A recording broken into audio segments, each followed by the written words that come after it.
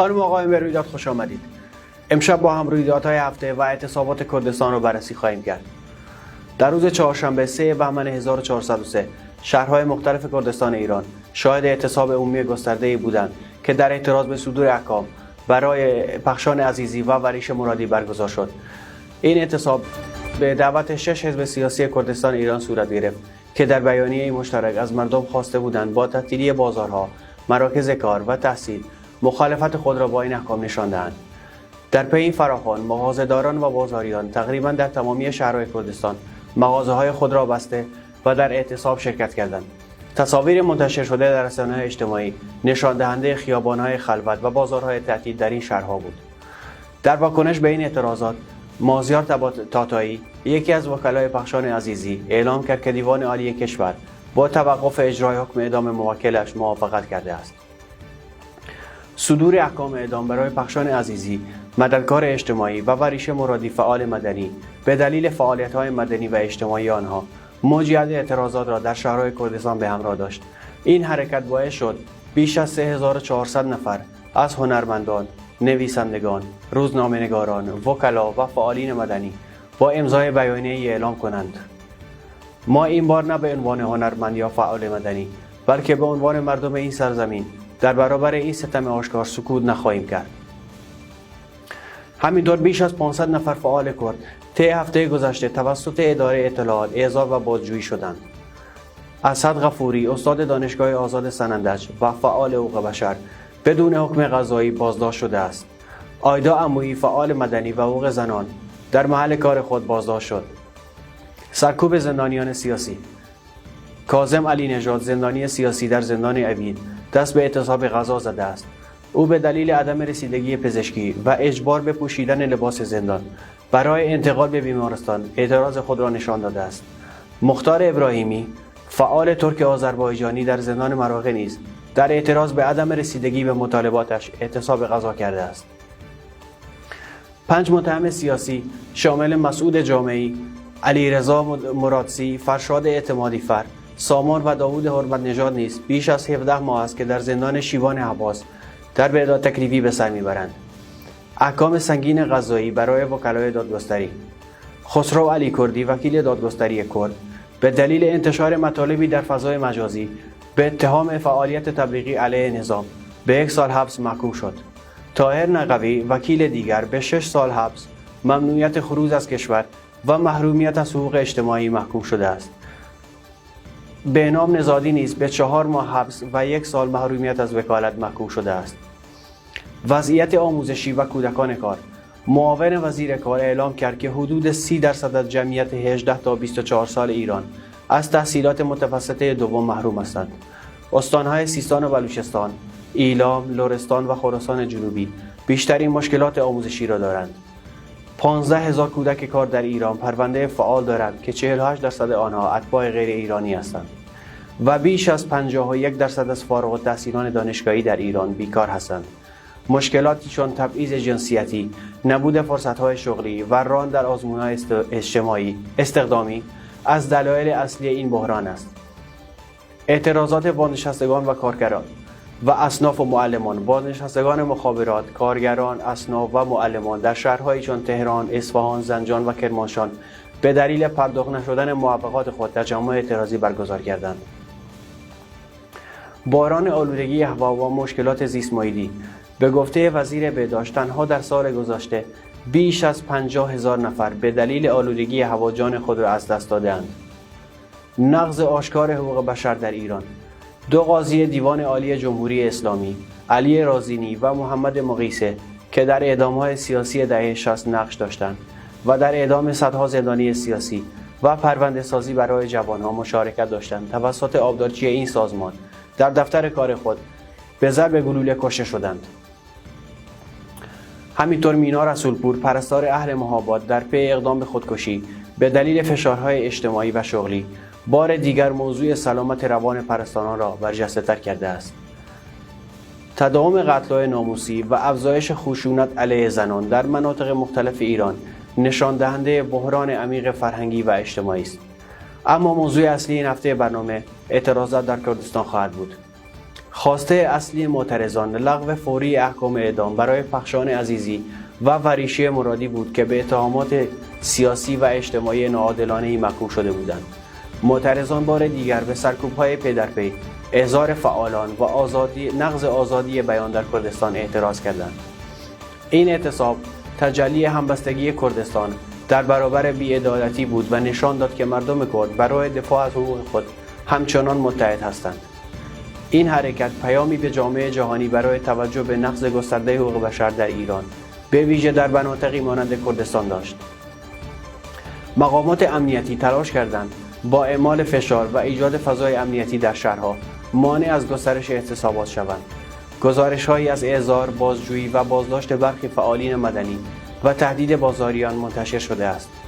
برخی نهادهای حقوق بشری بین‌المللی ضمن ابراز نگرانی از وضعیت حقوق بشر در ایران از جمله کردستان از خواسته‌های مردم کرد حمایت کردند و اما پیشینه اعتصاب‌ها در کردستان ایران. اعتصابات در کردستان پیشینه‌ای تاریخی دارد و به دهه‌های گذشته باز می‌گردد. در زیر به برخی از مهمترین این اعتصابات اشاره خواهیم کرد. پس از انقلاب 1357 در سالهای 58 و 59 مردم کردستان در اعتراض به عدم تحقق حقوق خود بارها اعتصاب گسترده‌ای را سازماندهی کرده‌اند. کوچ تاریخی مردم مریوان به رهبری کاک فؤاد در 3 تیر 1358 به نشانه اعتراض به جنایات جمهوری اسلامی در کردستان نمونه‌ای از آن است. اعتصاب عمومی سال 79 در پی اعدام تعدادی از فعالین کرد، مناطق مختلف کردستان دچار اعتصاب عمومی شدند.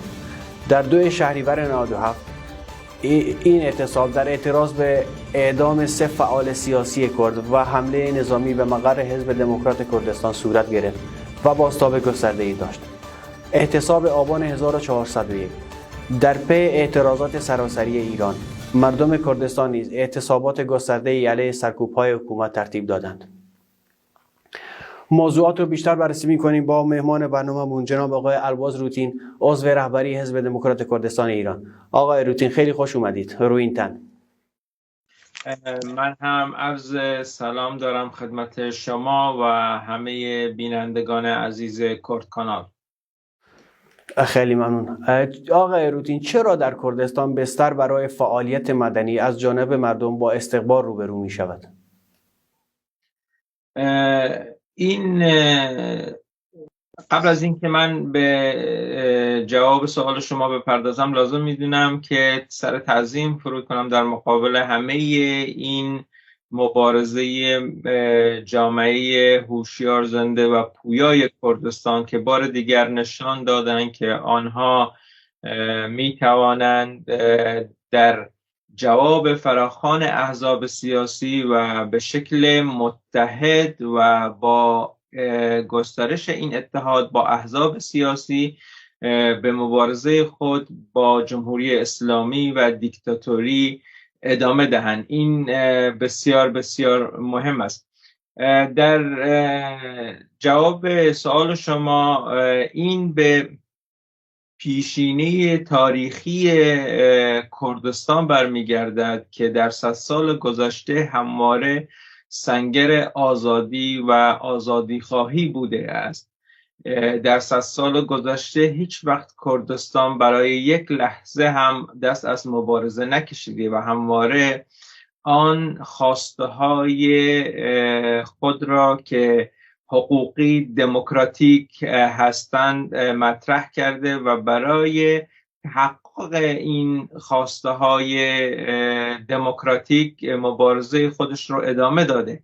ولی اگر بخواهم این رو در یک جمله برای شما تداعی کنم، این هست که کرد و کردستان هیچ وقت در مقابل دیکتاتوری سر خم نخواهد کرد و همیشه خواهد ایستاد و این یکی از خصوصیات بارز جامعه کردستان و کرد و کردستان است. درسته. مردم کردستان از دیرباز تا کنون مبارزه مدنی و همگیر و خرد جمعی رو در مقابله با سرکوبگران حاکمیت مرکزی محور اصلی کار خود قرار داده‌اند. دلیل اصلی این اقدام چی هستش؟ چرا مثلا اقدامات دیگر نه؟ چرا فقط اقدامات مدنی و اعتصابات؟ نه، مردم کردستان به همه اشکال موجود به شرطی که دموکراتیک و برحق باشن استفاده کردن. این طرز مبارزه، یعنی مبارزه مدنی مانند اعتصابات و اعتراضات و بسیاری دیگر از شکل‌های مختلف این اعتراضات رو هم در مقابل این پشتیبانی از احزاب سیاسی و حتی شرکت در احزاب سیاسی و این حمایت بیچون و چرا از احزاب سیاسی هم را ادامه دادن. این نشان می‌دهد که این ملت برای به دست آوردن اهداف خودش از همه شکل‌های دموکراتیکی که در دست دارد در مقابل این رژیم ایستاده است و این نکته به این دلیل اهمیت دارد که ما کردها وقتی که می‌بینیم دیکتاتوری و رژیم جمهوری اسلامی برای سرکوب ملت کرد از هیچ راهی، از هیچ شکلی دست بر نمی دارد و این حق مسلم مردم کردستان هست که به هر شکلی که میتواند و به هر شکل دموکراتیک و مشروعی که میتواند به این مبارزه خود ادامه دهد که یکی از این شکل ها همین مبارزه مدنی هست، یکی از شکل ها مبارزه مسلحانه است، یکی از شکل ها مبارزه های مختلف کردها در خارج از کردستان در دولت های غربی هست و آنچه که ما در این نقطه باید بسیار بدان توجه کنیم این هست که اتحاد همه این شکل ها برای تحقق اهدافمان هست که ما با این فراخوان احزاب سیاسی و با این جواب فراخوان از طرف کرد و کردستان به این نتیجه رسیدیم که این اتحاد به شکل خوبی ادامه دارد. درسته. آقای رویینتن، چه شهرهایی در اعتصابات چهارشنبه که به دعوت از احزاب کردستان بود مشارکت کردند؟ ببینید، یکی از نقطه‌های بارز همه اعتراضات اخیر و اعتصابات اخیر در کردستان این است که این اعتصابات سراسری در کردستان برگزار می شوند. یعنی وقتی که فراخوان برای کردستان داده می شود ما هیچ فرقی نمی بینیم که کدام بخش از کردستان یا کدام شهر از کردستان در این مبارزه، در این اعتصابات شرکت میکنیم. ما میبینیم در ماکو، در خوی، در مهاباد، در بوکان، در ایلام، در کرمانشاه، در همه شهرهای مختلف این استانهای مختلف کردستان به خوبی این مبارزات و این اعتصابات برگزار می شود و این آن نقطه ای است که دشمن بسیار از آن ترسیده است و این آن نقطه ای است که همه طرح و همه تلاش دشمن برای تفرقه انداختن بین کردستان و جدایی کردن بخش‌های مختلف کردستان که درست کرده برملا شده و اکنون این سراسری بودن اعتصابات هست که بسیار دولت و رژیم جمهوری اسلامی را ترسانده است. این نه تنها در اعتصابات، نگاهی گذارا کنیم به همه آن حرکت‌های تاریخی که در کردستان می شود، می بینیم که این سراسری بودن اعتراضات در کردستان جزو خصوصیت بارز و بسیار مهم است که نشان می دهد که کردستان به عنوان یک جغرافیای تاریخی از یک احساس مشترک در قبال و از یک مسئولیت مشترک هم در قبال همدیگر برخوردار هستند و این بسیار اهمیت دارد و نقطه قوت ما هم است. درسته. اتفاقا میخواستم همینو بپرسم، در اقدامی کم سابقه ایلام هم به اعتراضات پیوست؟ نه، در سالهای گذشته هم میبینیم در نقطه‌های حساس ایلام و شهرهای دیگر در جنوب کردستان هم در این اعتراضات شرکت میکنند. من در بسیاری از موارد این نمونه ها بسیار هست، ولی اگر همکنون توجه کنیم میبینیم وقتی که ایلام مشکلی دارد، شهرهای کردستان در ارومیه، در خوی، در ماکو برای کمک به ایلام میشتابند و این کمک و این احساس مشترک خودجوش از طرف کرد و کردستانی ها همه آن طرح‌هایی که دشمن ماست طی سالیان دراز و طی رژیم‌های مختلف برای جدا کردن جامعه کردستان از همدیگه ریخته بود برملا کرده و این نقطه قوت ماست و این رو ما ارج می نهیم و به همه شکل به آن احترام می گذاریم و آن رو باید بیشتر و بیشتر کنیم و این واقعه رو ما در همه جا می بینیم. هر جایی که کرد و کردستانی باشد، حتی اگر این کردها در خارج از جغرافیای کردستان در خراسان هم باشند، وقتی که دردی دارند درد همه کرد هاست و این اتحاد و این با هم بودن می تواند نقطه قوت ما در مقابل دشمنی باشد که در طی سالیان دراز در تاریخ همیشه خواسته ما را از هم جدا کند و به بخش‌های کوچکتری تبدیل کند، ولی ما امروز می‌بینیم که همه دست به دست هم دادیم و این رو در آخرین اعتصاب هم نشان دادیم و این بسیار بسیار مهم است. آقای روینتن، بدون شک رسانه ها تأثیر زیادی در گسترش فرهنگ مدنی میان مردم دارند. عدم توجه رسانه های فارسی زبان خارج از ایران را به مقوله سازماندهی جامعه مدنی به چه نوعی تعبیر می کنید؟ بسیار متشکرم از این سوال بسیار مهم. به یک نکته بسیار حساسی اشاره کردید. در حالی که بسیاری از رسانه‌های فارسی زبان مخصوصا در این روزها که در قبل و بعد از مراسم تحلیف رئیس جمهوری آمریکا بود، همه موضوعات داخلی ایران رو به یک رئیس جمهور یک دولت خارجی یعنی آمریکا ربط دادن و تمام تحلیلات خود رو و آینده ایران رو بر اساس همین مسائل تحلیف و سیاست ترامپ شکل میدن. این نشان میدهد که اپوزیسیون غیر کرد و مخصوصا فارس هیچ گونه برنامه‌ای برای آینده ندارد و همین نبود برنامه باعث تداوم این رژیم دیکتاتوری شده است.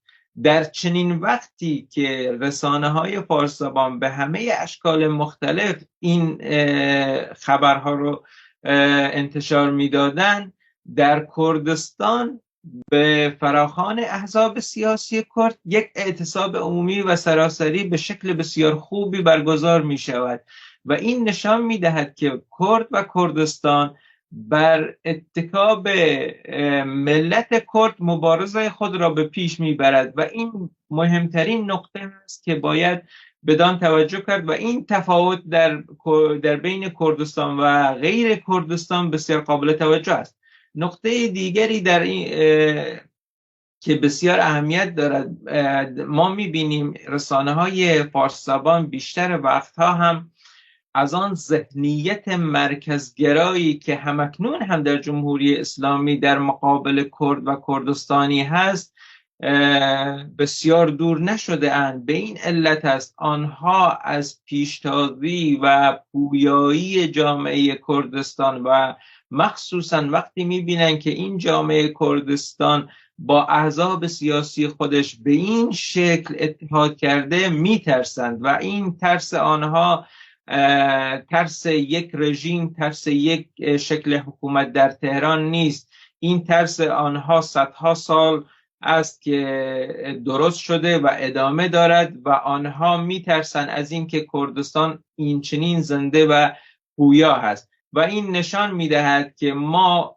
با وجود اینکه با این رژیم دیکتاتوری مبارزه میکنیم، با این رژیم با عنوان سنگر آزادی خواهی به مبارزات خودمون ادامه میدهیم، ولی با خود رژیم هم نه، با ذهنیت مرکزگرا که فقط میخواهد کرد و کردستان در حاشیه بماند، آنقدر قدرت نداشته باشد که خواسته های دموکراتیک خود را بخواهد و تحقق ببخشد هم مبارزه میکنیم. و اینکه این اعتصاب عمومی بزرگ به این بزرگی در این رسانه ها جایی پیدا نمیکنن، دلیلش به این ذهنیت برمیگرده. ولی ما شاهد بودیم که جامعه مدنی از بعد در بخش‌های دیگر ایران هم حمایت خودشون رو از این اعتصابات اعلام کردن.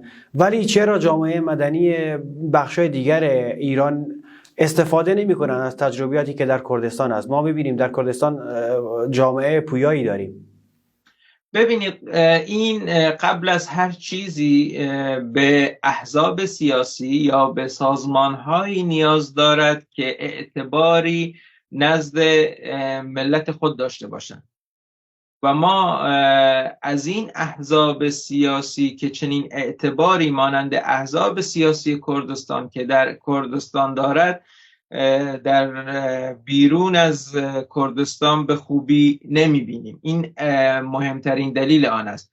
دلیل دیگر برمیگردد به این که ما در کردستان هیچ وقت جدایی نکرده ایم بین احزاب سیاسی و جامعه کردستان.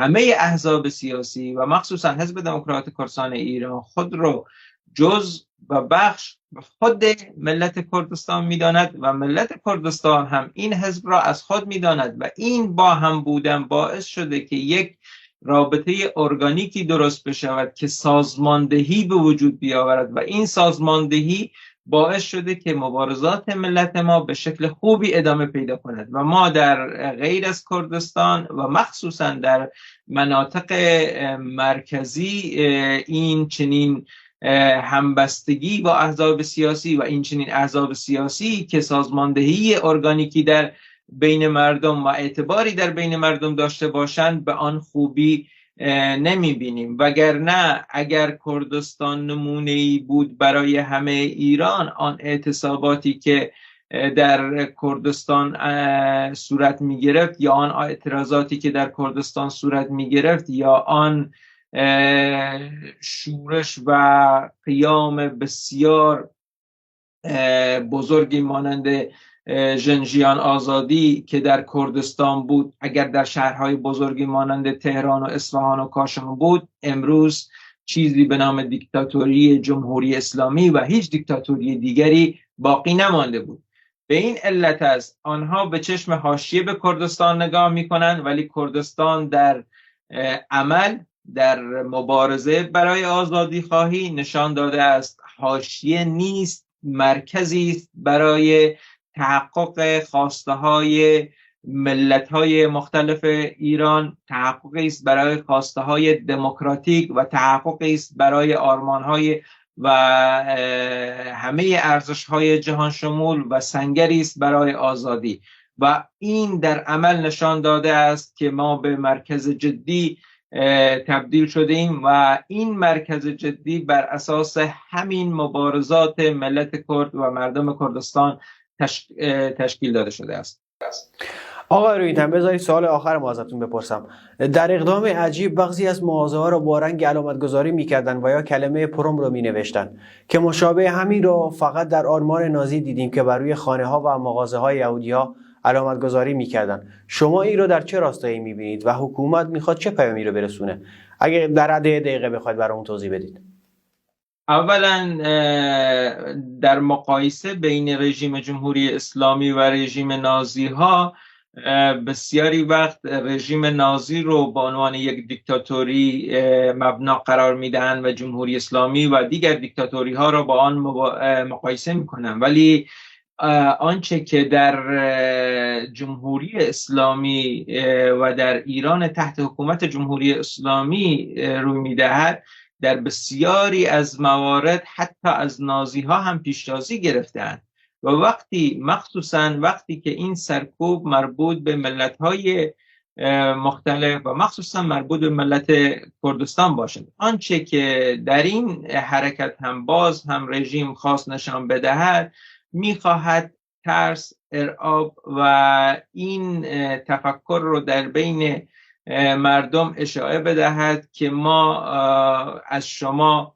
حسابرسی خواهیم کرد از شما. این کسانی که به اعتصاب پرداختن آنها رو با سرکوب میترسانیم، ولی غافل از این که اگر کرد و کردستانی از سرکوب، از جنایات شما میترسید، این مبارزات به این شکل با این گستردگی ادامه نمیافت. اگر امروز میبینیم باز هم اعتصاب سراسری در کردستان وجود دارد، نشان میدهد که ترس شما نمیتواند مانعی در مقابل مبارزات ملت کرد باشد. و اینجا لازم به ذکر است، این را هم بگویم، وقتی که ملت کرد دست به دست هم بدهد، این چنین اعتصابات سراسری و مهم رو برگزار کند، آنها هستند که ترس همه وجودشون رو فرا خواهد گرفت. ترس از این که این مبارزات موفق خواهد شد و این رژیم دیکتاتوری سرنگون خواهد شد و ترس آنهاست که باعث شده به پلمب یا علامت گذاری مغازه ها روی بیاورند، نه اینکه ملت کرد، چون ملت کرد هیچ وقت نمی ترسد و این یکی دیگر از خصوصیات بارز این ملت برای ادامه مبارزه هست و ادامه هم خواهد داشت تا آن وقتی که مهمترین اهداف این ملت یعنی آزادی تحقق پیدا می‌کند. ممنون. در بخش پایانی برنامه ماده 3 اعلامیه حقوق بشری رو با هم بررسی خواهیم کرد. حق زندگی، آزادی و امنیت شخصی برای همه انسان‌ها محفوظ است. آقای البرز رویینتن، خیلی ممنون که وقتتون رو به ما دادید و در این برنامه شرکت کردید. من هم از شما تشکر میکنم، از کرد کانال که توانست در این اعتراضات بار دیگر همگامی و همبستگی خود رو با ملت کرد به خوبی نشان دهد و با مبارزات برای سرنگونی جمهوری اسلامی به خوبی نشان دهد و بار دیگر افتخار میکنیم به این جامعه پویای کردستان و با هم برای آزادی به مبارزه ادامه خواهیم داد. خیلی ممنون که با ما همراه بودید و همینطور شما بینندگان عزیز. تا هفته دیگه همین شب و همین ساعت، خدا نگهدارتون.